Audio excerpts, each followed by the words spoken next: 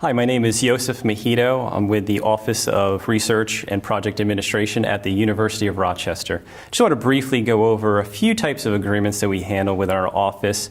Those are confidentiality agreements, material transfer agreements, and data use agreements, and also review our general approach to each of these agreements. So confidentiality agreements, also known as confidential disclosure agreements or non-disclosure agreements, and sometimes abbreviated to be CDAs or NDAs, are agreements in which one party may disclose confidential information to another party. And the receiving party of that information agrees to keep that information confidential for a certain period of time, usually a set number of years.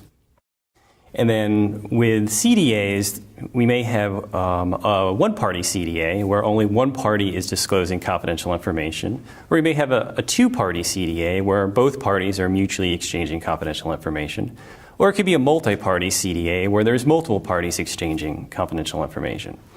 Now, a couple scenarios where the university may enter into a confidentiality agreement include, let's say a university researcher wants to disclose unpublished research with a potential collaborator outside the university.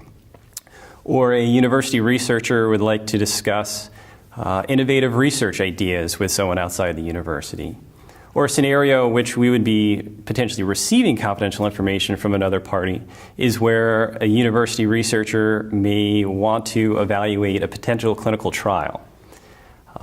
So our next agreement, material transfer agreements, are used, as the name implies, when there's actually a transfer of material between parties. Material transfer agreements are often abbreviated as MTAs.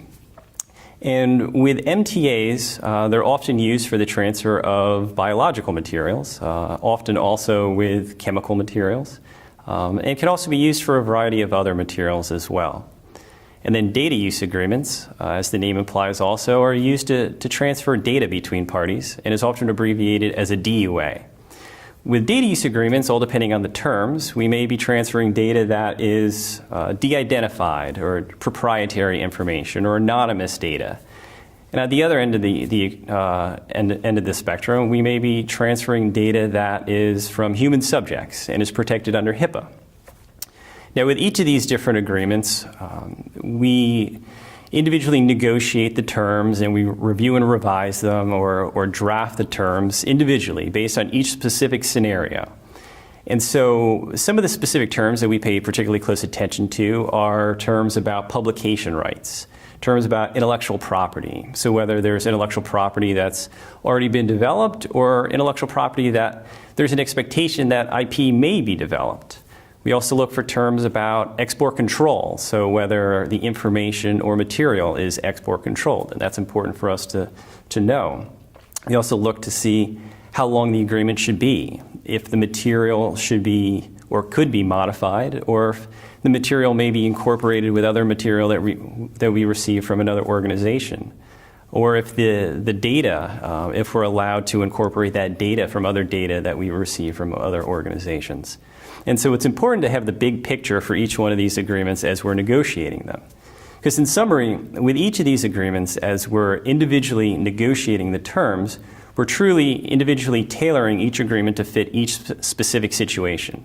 And although many organizations, and the University of Rochester included, we may start with a template, but we truly are tailoring each agreement to meet each specific scenario. So again, my name is Josef. I'm with the Office of Research and Project Administration, the University of Rochester, and thanks for watching this video.